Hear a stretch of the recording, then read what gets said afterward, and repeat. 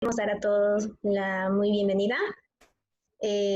Muchísimas gracias también por la puntualidad y el tiempo. Bueno, muy buenas tardes a todos. Me conocerán algunos, pero bueno, me presento. Mi nombre es Helen Cis Vázquez. Seré una de las facilitadoras de este curso y en esta llamada pues le estaré ayudando como la moderadora. Junto a la colaboración de la Fundación Enseña Ecuador y Fundación Ecuador, con el aval de OMEP, es un gusto compartir el curso en línea Introducción a la Enseñanza en Contextos Pocos Privilegiados junto a ustedes. Tenemos grandes expectativas de adquirir aprendizajes mutuos. Para la facilidad del espacio, nos gustaría recordarle que tengan sus micrófonos apagados, preferiblemente con sus cámaras encendidas, y si desea cualquier pregunta, pueden escribirla en el chat que se encuentra en el lado derecho. Tendremos un espacio de preguntas abiertas al final de la presentación, y también indicarles que esta videollamada será grabada y que podrán reproducirlos en nuestro canal de YouTube de Enseña Ecuador. El objetivo de esta llamada es conocer los lineamientos iniciales para trabajar metodologías alternativas en niños y niñas. Es importante recordar que la mayoría de las metodologías, a pesar de que la consideramos actualmente innovadora, han existido por más de una década y hoy tenemos el gusto de explorarlas junto a la doctora Cynthia Gain Varas. La doctora Cynthia Gain facilitará este espacio, es presidenta de la OMEP Ecuador, Organización Mundial para la Educación Preescolar, directora del programa Jóvenes con Futuro de Fundación Ecuador. Entonces, en este momento le doy la bienvenida a la doctora Cynthia.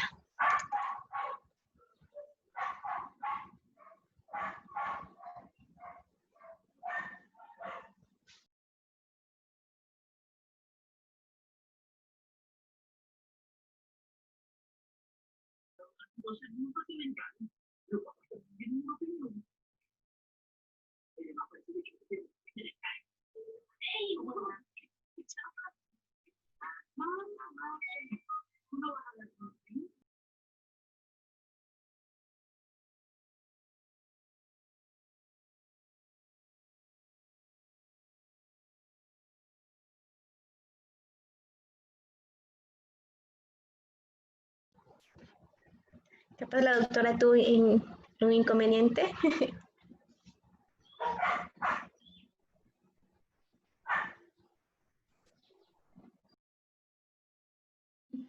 Hola, ¿me escuchan? ¿Ahora me ven? Le escuchamos, doctora. ¿Ahí me ven? Uy, no puedo ver el video. Ok, espérense un ratito. ¿Ahí me ven? Ahora la estamos viendo, doctora. Ya. A ver, yo pensaba que sí, la universidad tiene que estar en la vanguardia. ¿En qué sentido?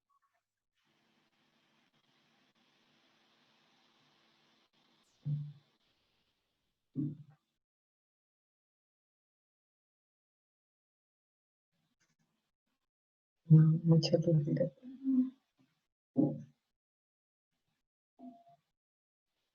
¿Aquí está Pamela o está Gislendi? Y aquí estamos.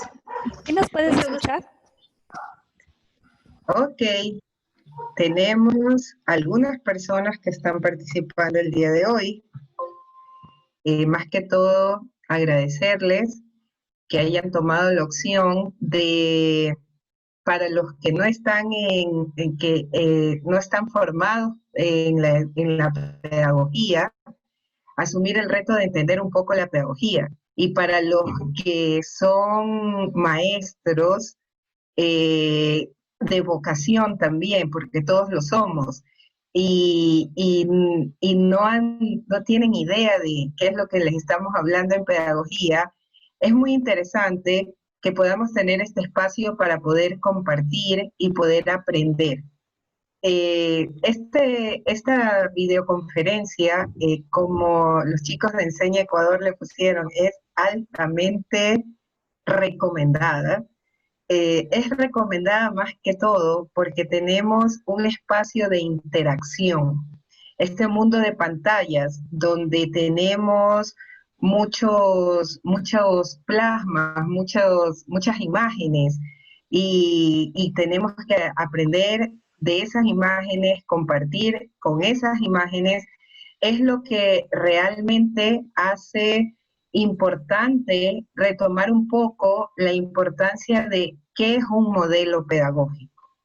Entonces, en esta dinámica vamos a participar dilucidando y aclarando un poco de todas las informaciones que ustedes han recibido en el MOOC, que ustedes las han revisado en una forma organizada de acuerdo a cada comprensión de cada participante, y a la vez usted va a poder seguir esta ruta, porque en esta primera unidad, porque el MOOC está compuesto por 2 unidades. La primera unidad te lleva a entender a la educación inicial, y principalmente a este punto de entender que hay otros modelos educativos que a veces los hemos dejado atrás por la modernidad o la tecnología. Luego, en este mismo módulo tenemos otro tema que abarca el tema de metodologías activas de aprendizaje, y en los jóvenes estas metodologías nuevas e innovadoras de poder desarrollar actividades colaborativamente, actividades en grupo, actividades por proyectos que van a permitirnos entender cuál es la lógica pedagógica de su aplicación. Luego de eso, también vamos a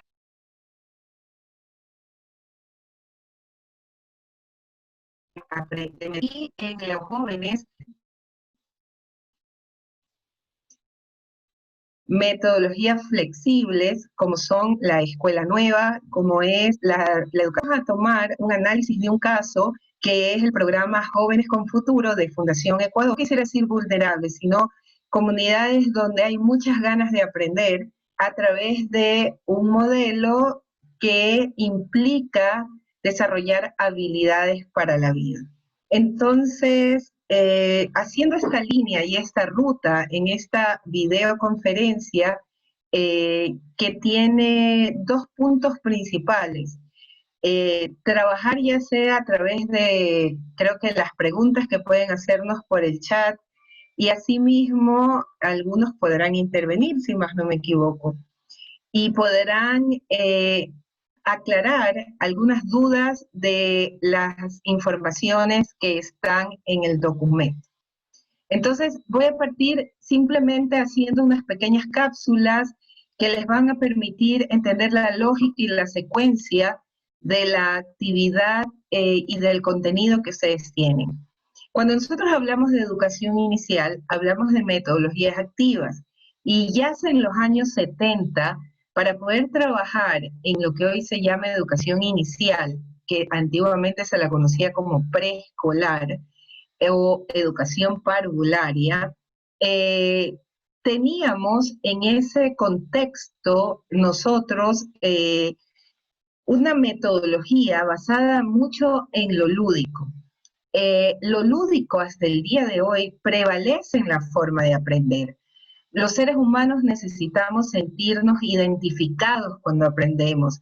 Necesitamos tener un acercamiento a esta parte de compartir, de poder aprender entre todos. Y hablamos entonces de que existe una metodología llamada juego-trabajo que se la utilizó mucho en el área de preescolar, en el nivel inicial, pero no es una metodología exclusiva para ese nivel, porque si la comparamos con metodologías activas para jóvenes o para adolescentes, estaríamos hablando del aprendizaje basado en problemas y proyectos, porque cuando tú vas a hacer una actividad, tú primero seleccionas qué vas a hacer, luego escoges los recursos que vas a necesitar para desarrollar tu actividad, luego desarrollas, ejecutas tu actividad y como punto final tú evalúas lo que hiciste.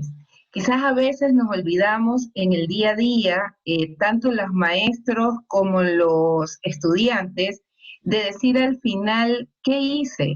Entregamos tareas los estudiantes y no le encontramos más que el sentido de cumplí, completé, llené, entregué la tarea.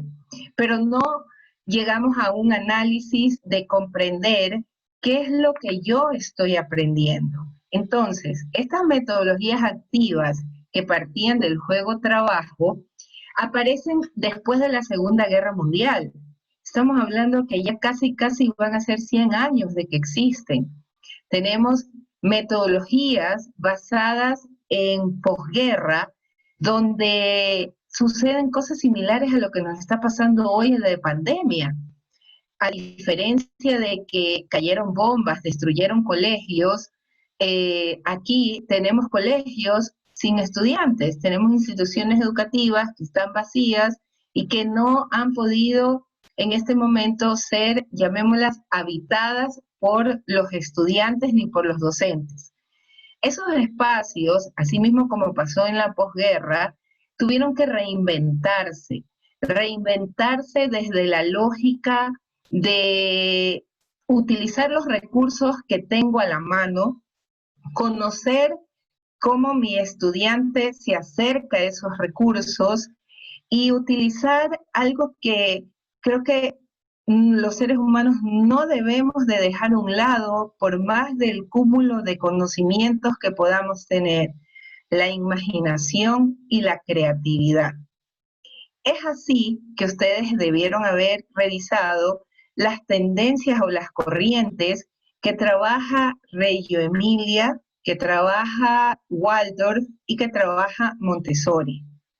Cuando nosotros nos remitimos a Waldorf, estamos hablando de que Waldorf no era un señor, Waldorf era una fábrica tabacalera. La fábrica fue lo único que había quedado en pie en esa zona y el pedagogo Rudolf Steiner dice, no, nosotros podemos enseñar en ese espacio, un espacio nuevo. Digamos, si hacemos un símil con la realidad de hoy, ese espacio nuevo hoy son todos los aprendizajes en pantallas, todas las plataformas en sí. Entonces, cuando nosotros hablamos de eso, nosotros nos tenemos que remitir específicamente a entender que eso era un proceso que no era solamente educativo para niños de preescolar. Cuando nosotros leemos a profundidad, él decía que todos los jóvenes también tenían que aprender y comenzó a poner desafíos de acuerdo a cada edad. Luego de eso, hola.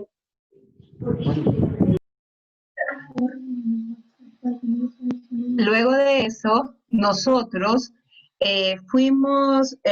bueno, nosotros no, en aquella época, nosotros podemos seguir la línea en el tiempo donde aparecen también Montessori y Reggio Emilia. Montessori era una médica, doctora, que también comenzó a entender, bueno, cómo es que aprenden los niños, cómo aprenden los jóvenes y cómo esto se relaciona con su desarrollo evolutivo. Y comenzó a entender que los recursos que nosotros le podíamos dar a los jóvenes, a los niños, tenían que tener sentido. Cuando hablo de sentido, es que tenían que no ser juegos o actividades lúdicas resueltas, sino que permitan imaginar, tomar decisiones, seleccionar un documento o un elemento y poderlo convertir. Eso es lo que nos hablaba Montessori y hablaba también, era muy curioso, decía que la importancia de que cada niño tenga su espacio de trabajo, lo que hoy es la mesa, el pupitre, En aquella época ella utilizaba los tapetes y les daba la facilidad de que el niño, si podía trabajar, lo podía trabajar en el tapete, en el área del tapete, en el piso. Eso es lo que nos planteaba Montessori en cuanto a los escenarios educativos, cómo iban evolucionando. Así, otra corriente que aparece en Italia es Reggio Emilia. Reggio Emilia también no es el autor de la pedagogía. Su autor es Luis Malaguzzi, pero Reggio Emilia era un pueblo. Ese pueblo había podido sobrevivir a la guerra y este pedagogo, Luis Malaguzzi, decide comenzar a trabajar con los chicos, pero desde entender que el recurso educativo era ese tercer profesor, es decir, el que pudiese imaginar el chico, el que pudiese trabajar. Esto nos lleva a entender que la educación no necesariamente acontece dentro de un aula de clase, sino que también acontece en diferentes ambientes o espacios de aprendizaje donde todos tenemos la oportunidad de crear y recrear lo que estamos aprendiendo. Entonces, eso es lo que trata esa primera parte que ustedes han de haber revisado, estas corrientes que no son solo para la educación inicial, sino que la educación inicial, partiendo de su metodología juego-trabajo, les dio ese realce, pero todos ellos apostaron por el ser humano y apostaron una gradación de conocimientos o destrezas que tenían que desarrollar los jóvenes hasta los 18, 21 años. Entonces, no estamos hablando de un espacio cerrado a la educación inicial. Estamos hablando de una estrategia metodológica que permite recrear la educación desde otro ámbito. Eso es lo que trata esa primera unidad, esa primera temática, donde ustedes a lo mejor se han podido hacer algunas o muchas preguntas y de las cuales serían muy interesantes también escucharlas o verlas en este espacio. Yo quisiera saber si hasta ahí alguien tiene alguna pregunta, alguna inquietud. Nosotros debemos de aprender que estos espacios interactivos son espacios que te permiten, como lo dice la palabra, interactuar con el otro. No sé si alguien tiene una pregunta hasta ahí, alguna inquietud. Estoy tratando de abrir aquí el chat a ver si encuentro alguna pregunta.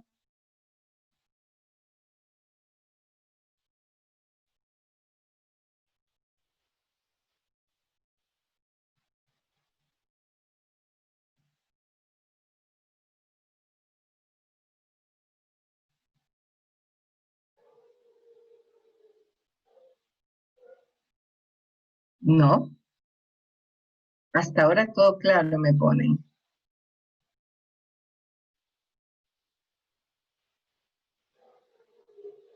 Pues yo les voy a hacer una pregunta.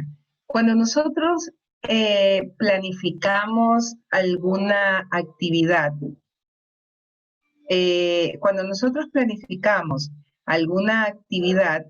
nosotros creamos un espacio por lo general lúdico. Siempre estamos pensando, bueno, estamos pensando, ¿y cómo voy a hacer la actividad? ¿Cómo voy a recibir yo, digamos, a mis amigos en la casa? Cuando yo pienso esa actividad, yo comienzo a armar un sinnúmero de variables como, por ejemplo, ¿qué vamos a hacer? Voy a bajar los juegos de mesa para que no solo conversemos, sino que juguemos con esos recursos. Entonces, desde ahí, el ser humano, desde su naturaleza, tiene esa capacidad y esa habilidad para poder imaginar, para poder crear. Los niños tienen ese potencial muy grande y lamentablemente a veces la escolarización, el el fijarse más en la repetición, en el contenido como tal, y no en la construcción de su contenido, es lo que a veces nos hace salir de esas realidades donde lo que queremos realmente alcanzar es que los aprendizajes sean plenos, los aprendizajes sean felices y los aprendizajes respondan a un contexto. En ese contexto también tenemos que ver que tanto en las pedagogías que están en esta primera unidad, que es Waldorf y Reggio Emilia, como también está la pedagogía de Luis Malaguzzi y Montessori, son pedagogías que también permiten un poco el poder establecer diálogos, porque en estos procesos, cuando el niño toma su tiempo para desarrollar su actividad, vence esos obstáculos, sabe que hay actividades que las puede concluir, como otras actividades en las cuales quizás se haga más preguntas sobre lo que está haciendo un proceso de evaluación que le va a permitir a él mismo alcanzar algo que creo que todos los seres humanos y la educación siempre lo profesa, que es la autonomía. Autonomía no significa libertad, autonomía significa poder valerme por mí mismo. Valerse por ti mismo tampoco significa independencia, porque puedes ser libre, pero no te puedes valer por ti mismo. Autonomía significa que tú te has apropiado de esas destrezas en el área de inicial, en el área de educación básica, porque al apropiarte de esas destrezas, tú vas a saber cómo utilizarlas, cómo evocarlas en el momento que lo necesites en tu vida. Y esto no solamente ocurre en la formación inicial, también ocurre en la formación de la educación básica y en la formación profesional, porque el cúmulo de conocimientos, mientras no se lo pueda apropiar y no lo puedas practicar, no puedas tomar las decisiones, no puedas tú construir ese proceso de aprendizaje, también se puede convertir en un momento, en algo limitante. Es decir, voy a repetir, voy a leer, me voy a informar, pero no voy a construir. Tengo una pregunta aquí, ¿desde cuándo se podrían trabajar los proyectos? Los proyectos se trabajan desde que eres niño, desde que eres bebé, prácticamente desde que tienes 1 o 2 años.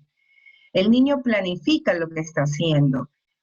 Lo que debemos de dar es estos espacios de poder seleccionar el material, planificar la actividad y cumplirla.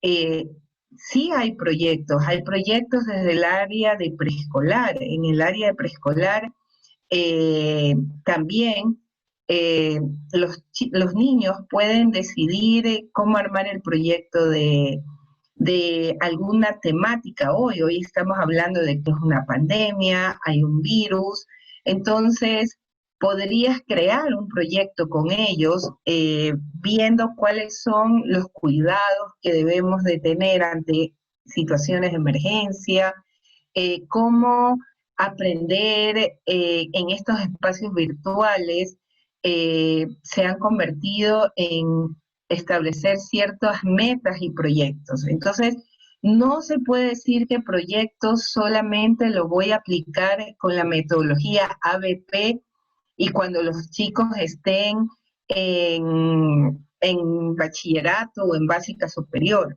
Yo puedo hacer proyectos con ellos desde el preescolar. La metodología juego-trabajo es un proyecto porque tiene 4 pasos, que es, primero, decidir lo que voy a hacer. Segundo, seleccionar los materiales que voy a utilizar. Tercero, ejecutarlo, cumplirlo, hacerlo. Y cuarto, evaluar. ¿Qué pasó? ¿Lo alcancé? ¿No lo alcancé? ¿Qué me faltó? ¿O lo modifiqué? ¿O lo sustituí?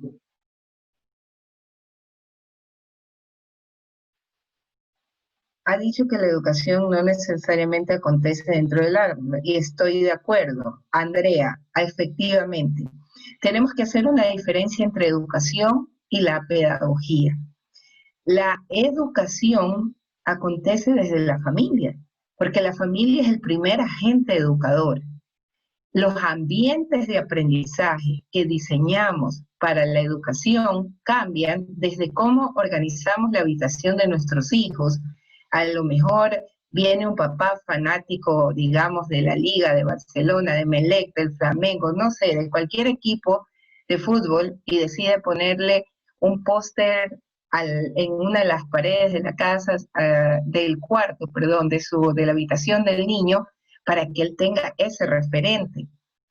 Efectivamente, la pedagogía es la forma como nosotros llegamos a los estudiantes para que ellos aprendan. Entonces, el ambiente de aprendizaje no es solo el aula de clase. Recuerden que no está dentro de las informaciones, pero Ovidio de Crolí decía que podíamos aprender debajo de los árboles. ¿Por qué no? Porque ese es un ambiente en ese momento que genera o propicio para un aprendizaje. Otra de las preguntas dice, ¿pero qué considera se debe hacer en entornos vulnerables para encaminar a la comunidad hacia esto? Entornos vulnerables. Eso es algo muy interesante. Yo aproximadamente desde el año 2003-2004, después de haber trabajado por más de 16, 17 años solo, porque aún sigo trabajando en la educación formal, comencé a incursionar en la educación no formal, en estos contextos vulnerables donde también se puede aprender, donde también hay esos espacios y esos ambientes. E indiscutiblemente no necesitas solo tener un aula de clase, necesitas tener una estrategia pedagógica, una estrategia que está construida por un sinnúmero de actividades y técnicas que cumplen un objetivo que tú como docente o como maestro pretendes y quieres que tus estudiantes alcancen, no tú, tus estudiantes. No sé si tengo otra pregunta. Sí, doctora, ahorita tenemos otras dos preguntas para ir cerrando. Correcto. En el cual entendemos qué tan importante es el juego en el aprendizaje. Bueno, es como el juego es parte de los seres humanos. Si nosotros no hacemos actividades atractivas que impliquen jugar, pero desde una lógica reglada. Acuérdense que existe el juego reglado y el juego libre. El juego libre no tiene reglas, no tiene tiempos, y muchas veces el juego libre llega a ocasionar confusión o desorden, pero también te permite crear e imaginar.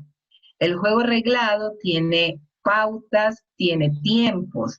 Entonces, cuando yo quiero enseñar, el poder llevar al ser humano a estos estados emocionales donde la adrenalina fluye, pero fluye porque estoy feliz, genera que la disposición al aprendizaje sea más oportuna, sea más libre, más por deseo del que quiere aprender.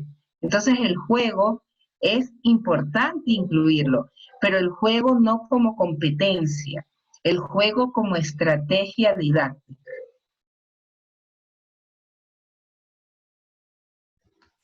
Muchas gracias, doctora. La siguiente pregunta es, ¿cómo influye en los adolescentes el trabajar en proyectos?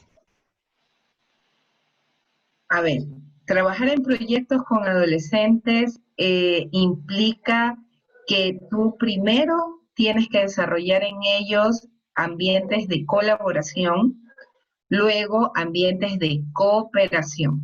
No es lo mismo la colaboración que la cooperación. Cuando nosotros hablamos de aprendizajes colaborativos es cuando somos un equipo y estamos comprometidos por alcanzar una meta. Cuando hablamos de aprendizajes cooperativos, somos ese equipo que queremos alcanzar esa meta, pero tenemos un tiempo para alcanzar esa meta. Entonces nos distribuimos las tareas. Trabajar los proyectos en los adolescentes fortalecen esas habilidades para la vida. Aparte, fortalecen la autonomía, porque los chicos, cuando están jóvenes, ellos pueden tomar decisiones y a veces son decisiones que quizás un adulto se lo piensa 1, 2 o 3 veces. El joven toma la decisión y eso es un aprendizaje.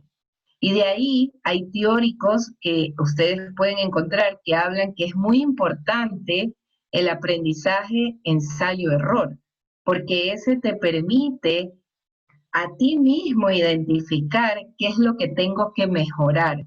Caso contrario, todo ocurre en una latencia, en un estado donde solamente hay instrucciones que cumplir y hay metas que alcanzar. Y la meta es entregar las tareas, semana de exámenes, sacar las mejores calificaciones, pero no construir verdaderos aprendizajes. Muchísimas gracias, doctora. Abro al panel, no sé si los más participantes tienen alguna pregunta.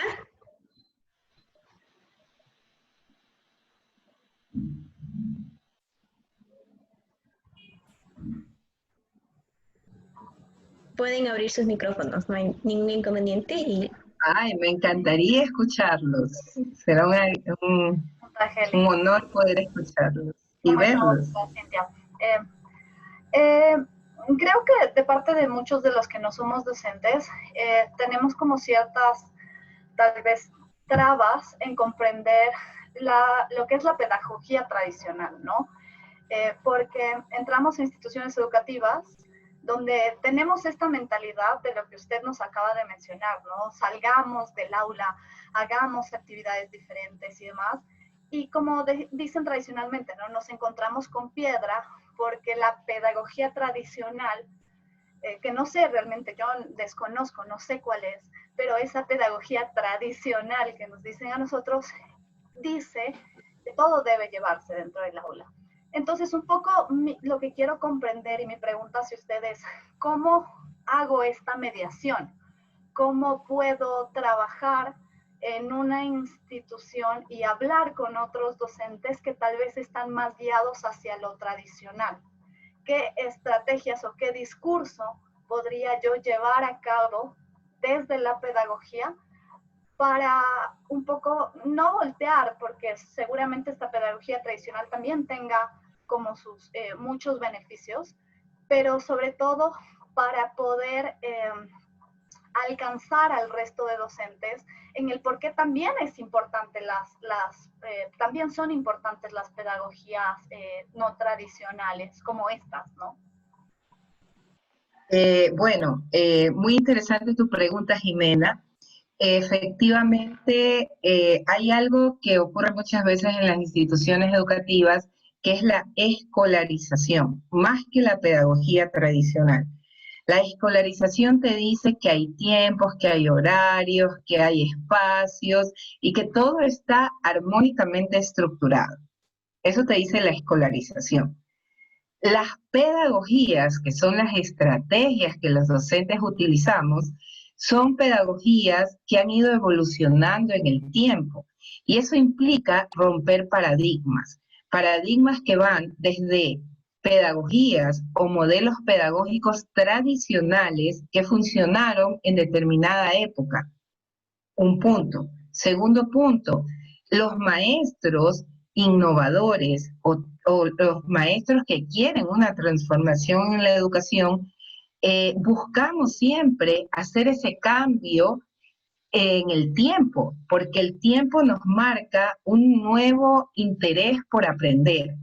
Entonces, no digo que las pedagogías tradicionales son malas, sino que funcionaron en determinado momento. A lo mejor pueden funcionar hoy en día en determinados grupos y en determinados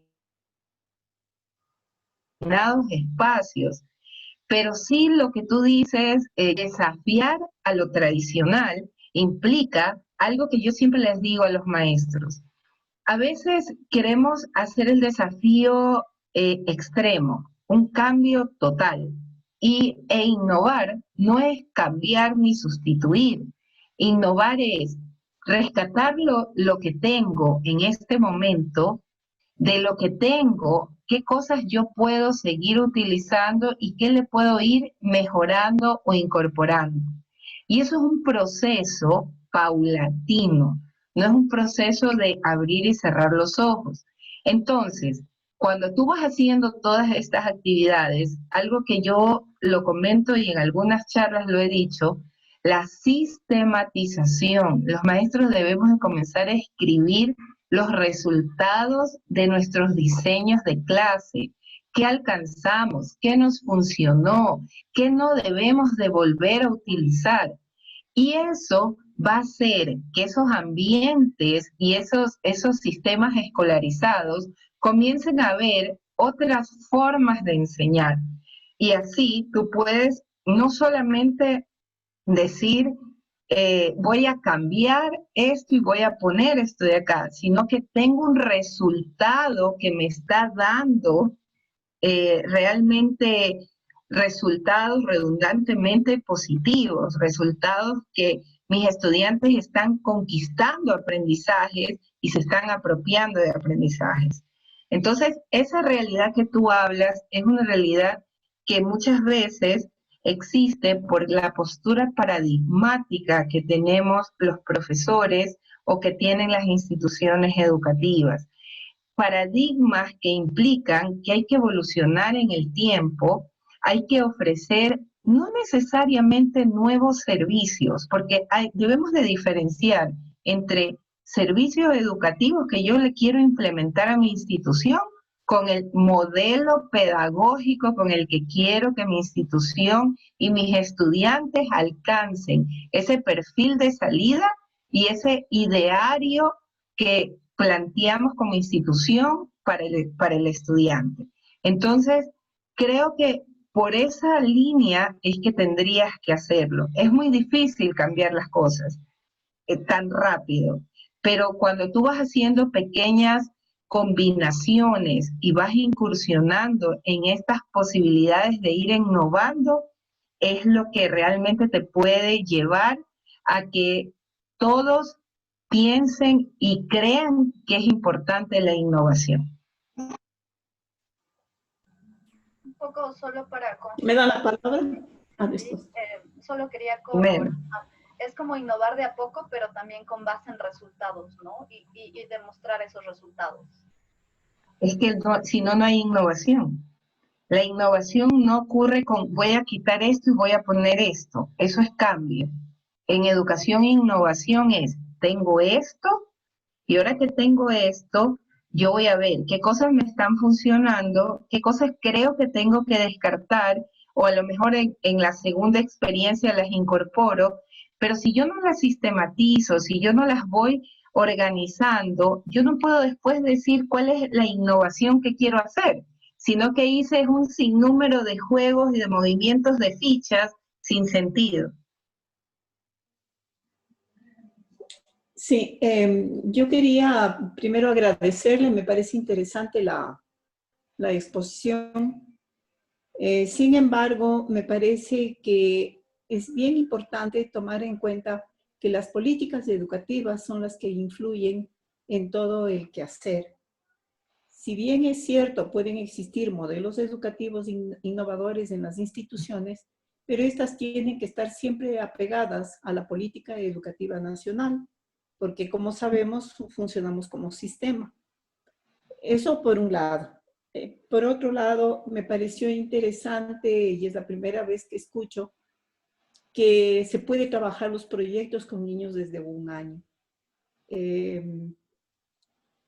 Si bien es cierto, hay todo un proceso para el proyecto, para manejar los proyectos, que es primero la iniciativa que tiene que tener el niño para proponer inclusive lo que quiere trabajar. Desde 1 año yo le veo un poco difícil. De todas formas me parece interesante porque a lo mejor usted tiene experiencia en eso, ¿no? Y nos podría tal vez contar un poco eso, porque realmente desde lo que yo he podido trabajar, difícilmente se puede hacerlo con un niño de 1 año.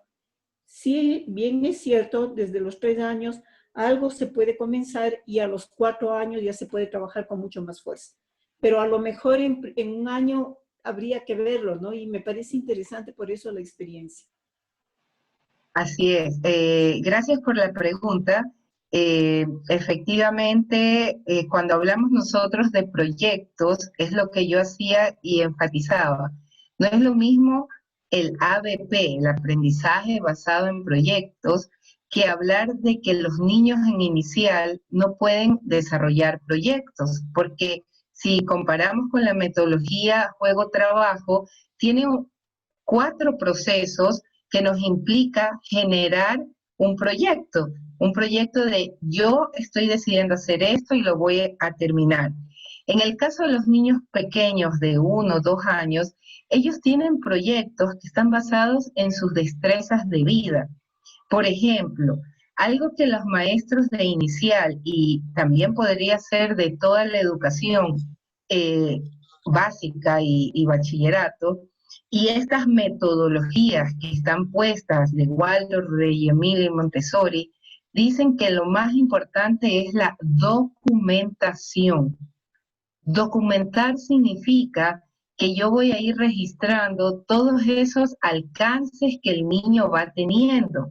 No es lo mismo que evaluar.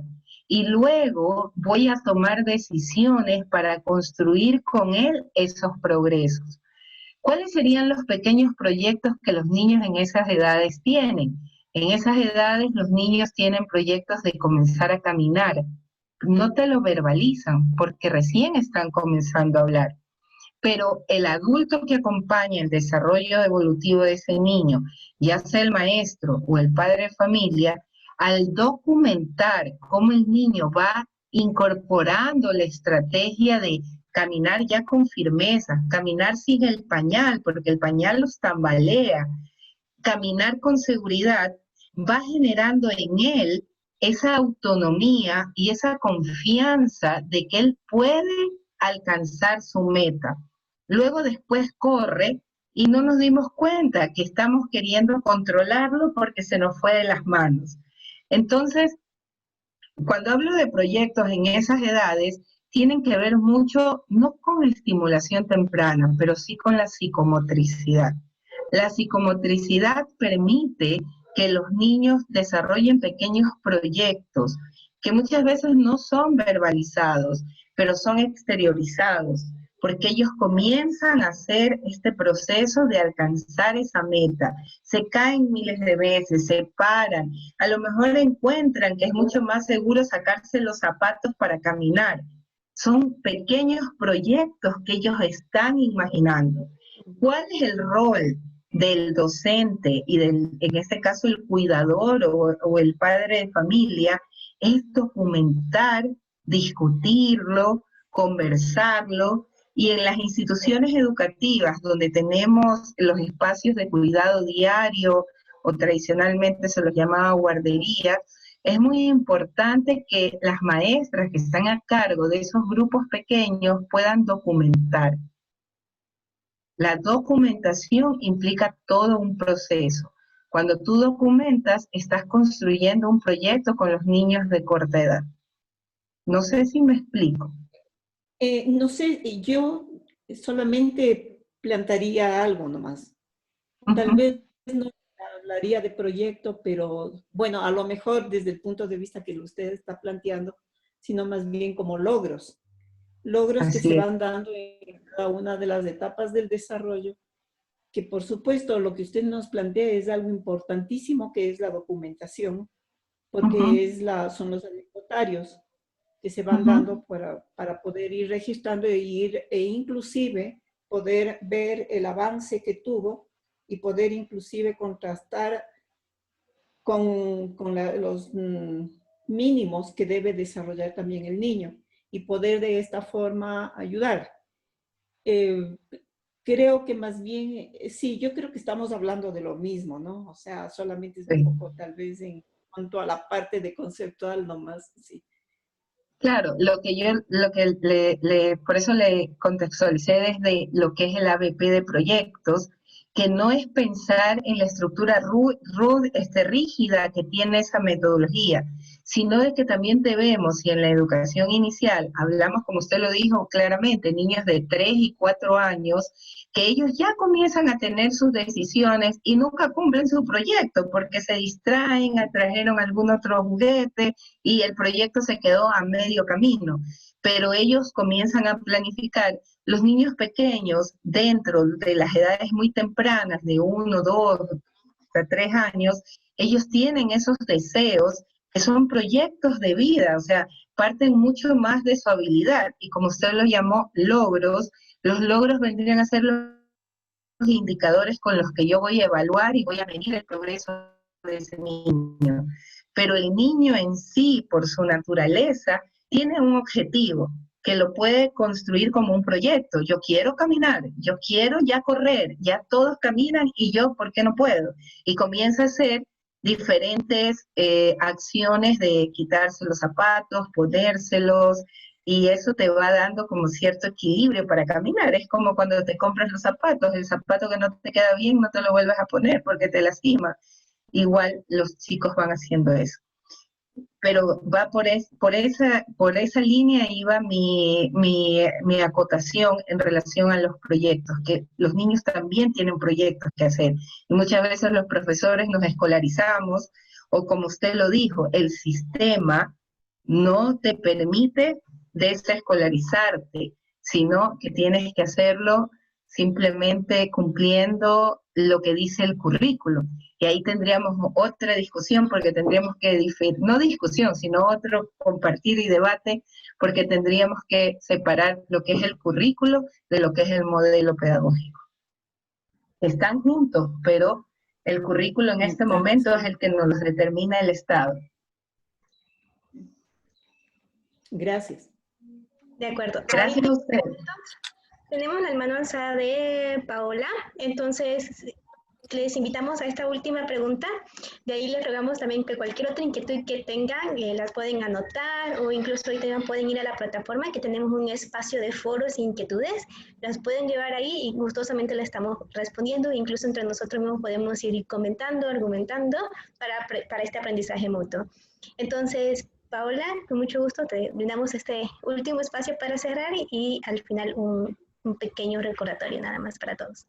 Gracias, Kelly. ¿Cómo están con todos? Alcen el pulgar si es que me escuchan.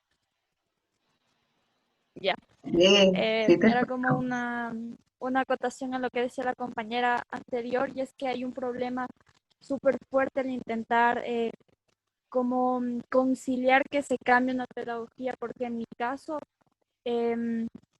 yo con este plan actual del Estado que propone ABP, que estoy de acuerdo, pero no está contextualizado y aterrizado a las realidades de las comunidades rurales. Se les ponen casos re complejos, fuera de sentido, que no corresponden ni siquiera a la escolaridad de las familias, que no consideran la brecha también educativa e intelectual que tienen algunos estudiantes por este mismo hecho de que simplemente se enseña para cumplir el currículo y terminar el año, pero no se le permite al niño darse el tiempo de aprender, porque dentro de ese alumno, de ese estudiante, hay un espacio detrás, hay un hogar, tiene problemas, tiene dificultades, y una sociedad que muchas veces, no muchas veces, o sea, yo sí quiero ser súper tajante y lamento decirlo, pero somos una sociedad todavía muy clasista, muy racista, en donde los niños más pobres siguen siendo discriminados, en donde los niños de pieles oscuras son más aún o el doble, triplemente discriminados dentro de las aulas, y eso les impide tener un bienestar y una experiencia positiva dentro de la aula. Entonces, al momento de uno querer cambiar a través de una metodología como Montessori y todas las que se mencionaba, entra el conflicto con las lideresas o directoras en cualquiera de los cargos, porque tienen que cumplir con un currículo, tienen que cumplir con el Estado, y el Estado muchas veces no está dispuesto a escuchar a estas minorías porque son las minorías, y tenemos todavía muy clavado dentro de nuestra sociedad que la democracia es el voto y es la voz de la mayoría, que por lo tanto las minorías tienen que someterse. Y yo en este tiempo y desde mucho tiempo atrás he entendido que no necesariamente y no tiene por qué ser así, sino que al contrario, o sea, tiene que haber una conciliación en donde las minorías dejen de ser excluidas, porque ¿cómo puede ser posible que se proponga una educación virtual sin comprender que muchas de las familias de la rural y aún así las de la ciudad que no tienen acceso a Internet no pueden? Y se está vulnerando un derecho tan fundamental que la Constitución lo dice tan claro, ¿no? De calidad y con calidez. Entonces, ¿cómo empezar a implementar un modelo en donde claramente la burocracia del Estado es tajante en mantener todavía ese poder y ese control? Porque la educación está muchas veces precautelada por el poder y utilizada para mantener el orden establecido, para no permitirles a las personas de las comunidades rurales salir de ese estado de empobrecimiento, sino para legitimarlo más, y les alejan totalmente del conocimiento, inclusive en inglés. Eh, Se ven a los niños en casos que no tienen nada que ver, se les pone a los niños de la rural en un nivel de inglés como que si ellos hubieran aprendido inglés desde el inicial, y no es así. Son niños que apenas y conocen el inglés o lo han visto. Entonces, ¿cómo uno puede salirse si a la vez que uno se sale tienes al ministerio detrás de ti eh, llamándote la atención, tu líder te llama la atención? Hay una tensión entre ambas partes porque no saben a quién van a llamar, a quién van a mandar el memorándum, quién es culpa de quién. Entonces, a mí en ese lado me preocupa porque no puedo atender realmente las necesidades de mis estudiantes porque el sistema me retiene, y por lo tanto mi líder estudiantil también. No la culpo, porque obviamente entiendo su temor de un despido, de un llamado de atención y todo lo demás, pero no sé, tú como en tu experiencia, como qué nos podrías recomendar en esta situación. A ver, yo tengo una opinión que la he dicho en algunos espacios y en aulas de clase y en diferentes talleres o conferencias. El Estado nos entregó un currículo, no nos entregó un modelo pedagógico. El Estado nos pidió que nosotros hagamos, perdón, el Estado nos entregó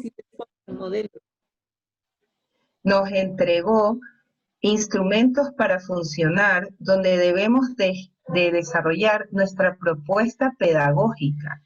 Si hoy en día, ustedes saben, en este último año las instituciones educativas tuvieron que hacer su PEI porque ya venció el tiempo, y dentro del PEI tenían que tener primero su propuesta pedagógica, que no es el currículo, sino la forma como yo voy a enseñar ese currículo.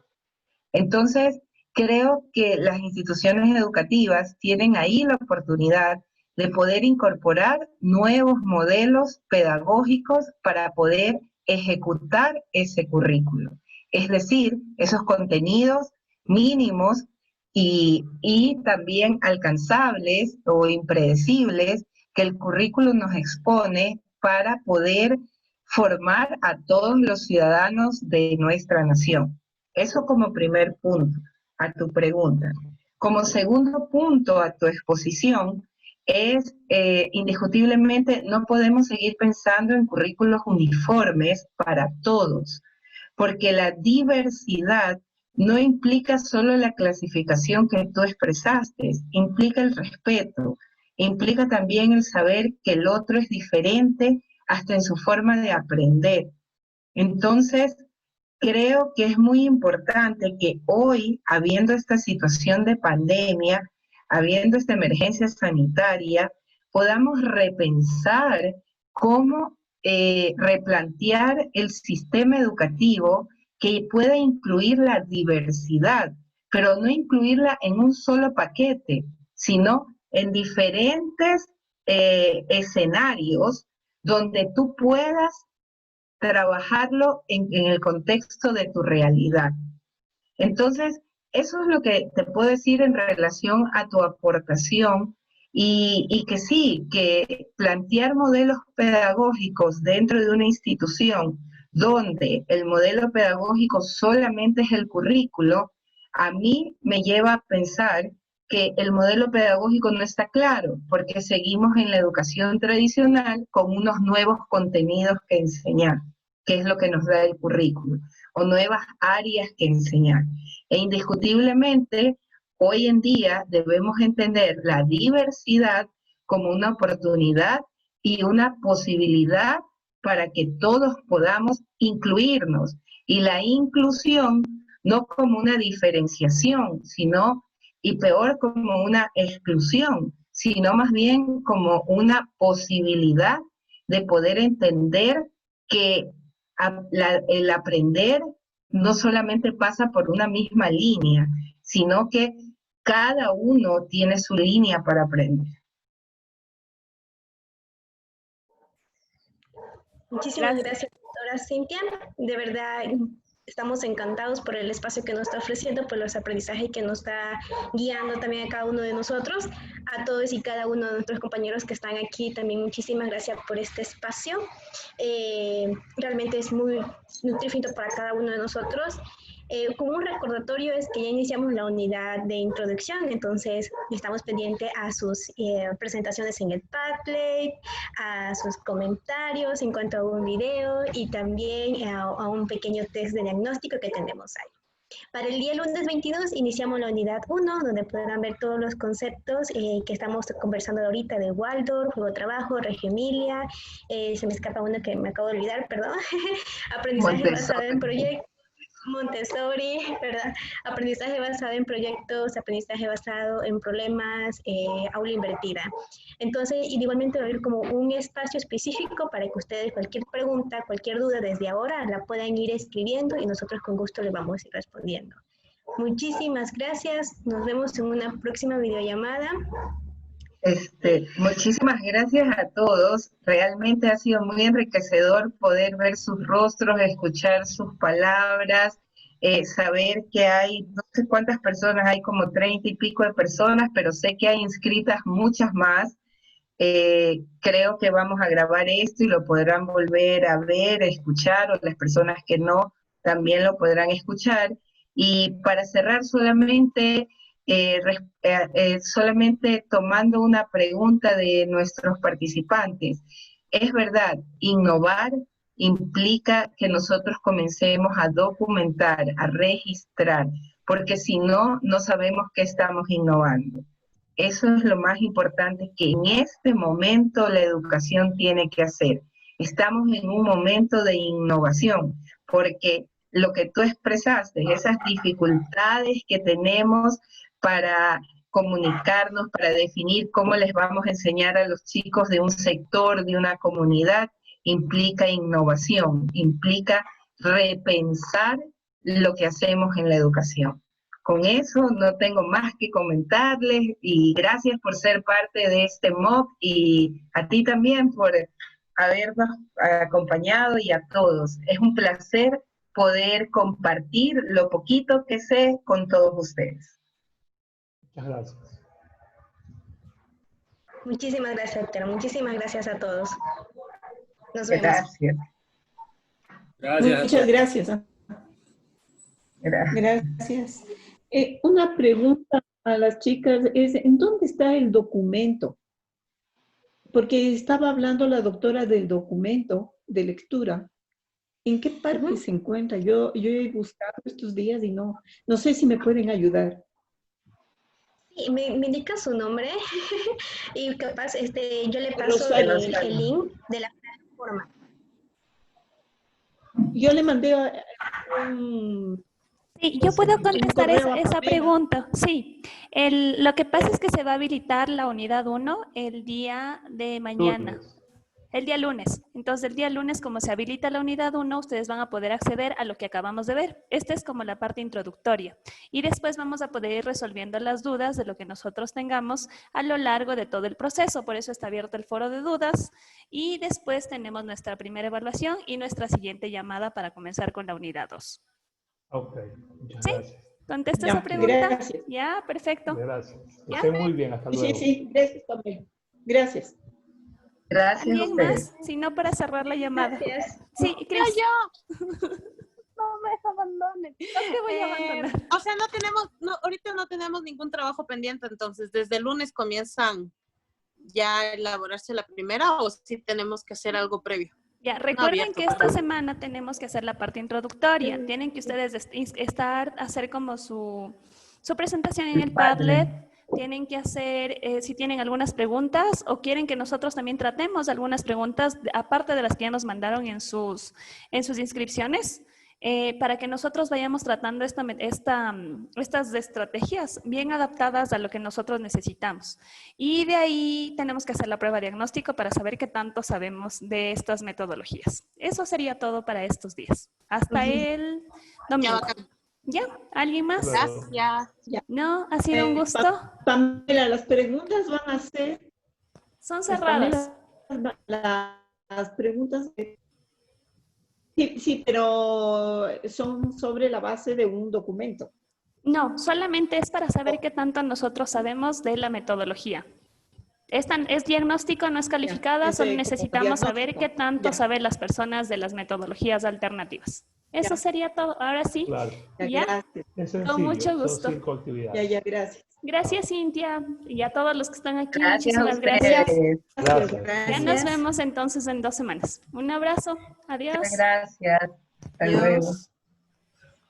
Hasta luego.